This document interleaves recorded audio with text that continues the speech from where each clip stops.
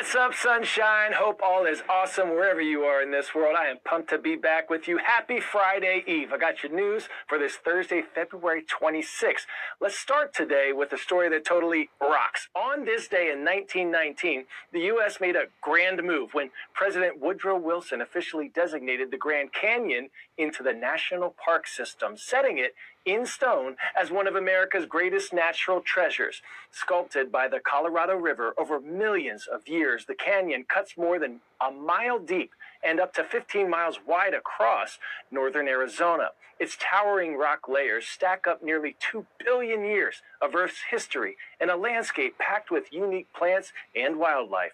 Today, visitors still cannot get enough of the view, with close to 5 million visiting each year, proving this park's appeal is truly rock solid. Now to some of today's top stories from around the world. In southeastern Brazil, rescue workers and residents are removing debris after landslides were triggered by a severe storm. At least 30 people are reported dead, another 39 missing. Security forces have rescued dozens of people and are hoping to find others trapped in the rubble of homes that have collapsed. President Luiz Inácio Lula da Silva has mobilized his government to help Brazilians affected by the storm.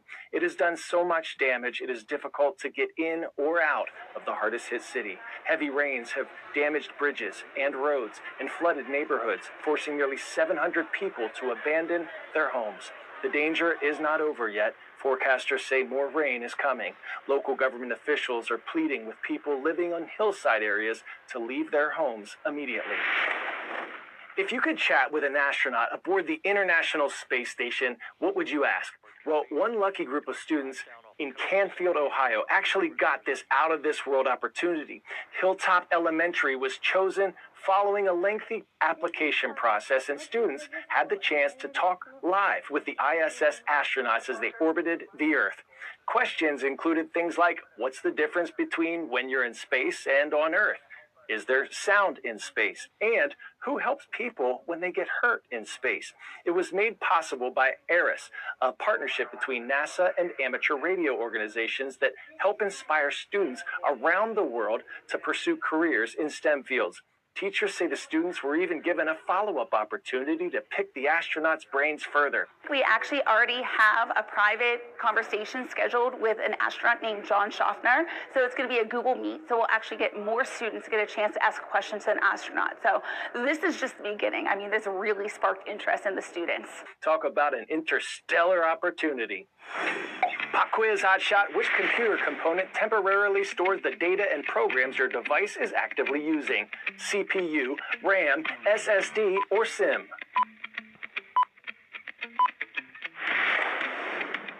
If you said RAM, you are up to speed. RAM, or random access memory, temporarily holds the data your computer needs in the moment, like short-term memory for tech, and helps things run faster. Artificial intelligence is leveling up and fast and taking a big bite out of the hardware that powers our devices. From gaming PCs to everyday tech, key chips are getting harder to find and pricier to buy. CNN creator Bijan Hosseini takes the controls from here. This is my PC, or at least what's left of it. All the pieces are a bit scattered around because I wanted to upgrade it. And in the process, I came across a very serious problem, and it affects a lot more than just gamers like me. It starts with this. This is RAM. Stands for Random Access Memory. This used to be one of the cheapest components inside a PC, but now prices are skyrocketing. Counterpoint research says they've risen 80 to 90% in the first quarter of 2026 alone. And to find out why these itty-bitty circuit boards are getting so gosh darn expensive, I took a trip to my local gaming store.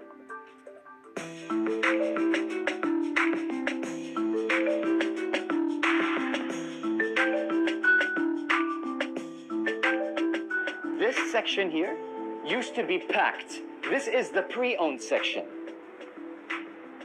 Empty. That's What's it. going on? So again, because prices have gone up so fast, it's better for people to just go ahead and buy something pre-owned than to build something new. Khalifa El Haroun is the founder and CEO of Store 974, which he says operates the largest gaming store in the Middle East. 32 gigs of RAM. That's more valuable than gold right now. I know. What is this? So this is This has caused a lot of controversy in the gaming world in the past couple months. It's created a lot of sadness, to be honest, more than controversy, because I think that a lot of gamers feel like the gaming companies have abandoned them. Because, look, there are four main companies, in the world that produce the chips. One of them is Samsung, one of them is SK Hynix, and you got Micron. Micron just recently announced... They're stopping. Yeah, nothing for consumers or gamers. Let's focus on AI. And so the gamers are feeling like, wait a minute, that's the feeling that they have. We built you, and now you just left us alone, Here's the problem. Training large AI models requires enormous amounts of high-performance memory.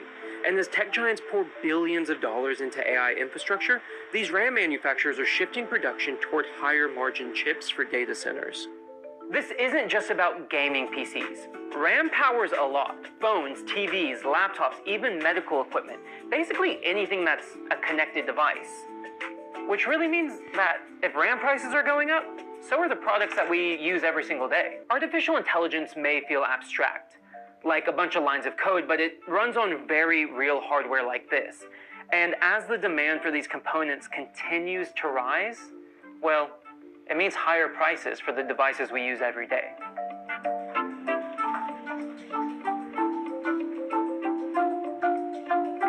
Hang on just a second.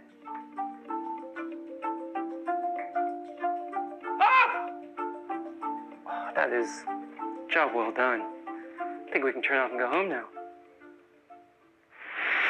Peace of heart, peace of mind, piece of gold? Could happiness be the secret to Olympic dominance? Norway reached new heights at this year's Winter Games with a record 18 gold medals and 41 overall. But how does a country of about 5.5 million people, roughly the same population as the state of South Carolina, become an Olympic juggernaut?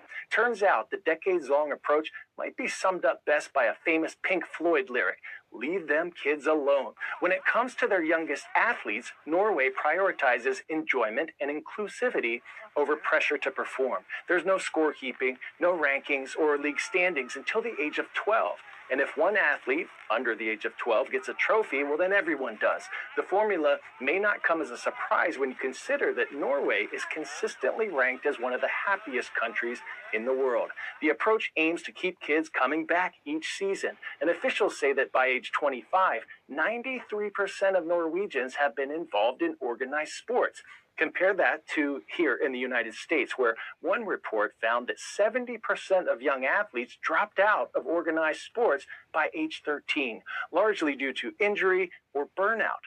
Norway's unique approach also allows future generations to bloom into elite athletes at their own pace, and the results have largely spoken for themselves. But it's always in this long-term thinking of being happy kids, focused elite athletes, and good citizens afterwards. So we try to balance these ambitions as good as we can with the long-term development for life, and then this maybe 10, 15 years where they're really focused on winning.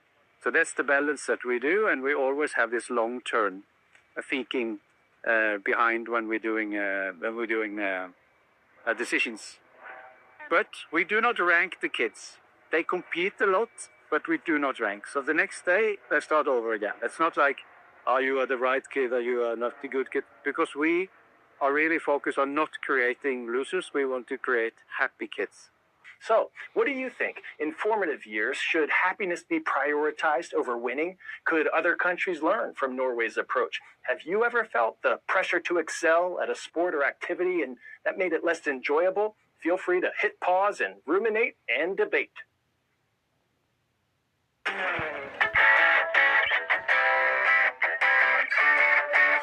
Today's story getting a 10 out of 10. Santos Bagos for life.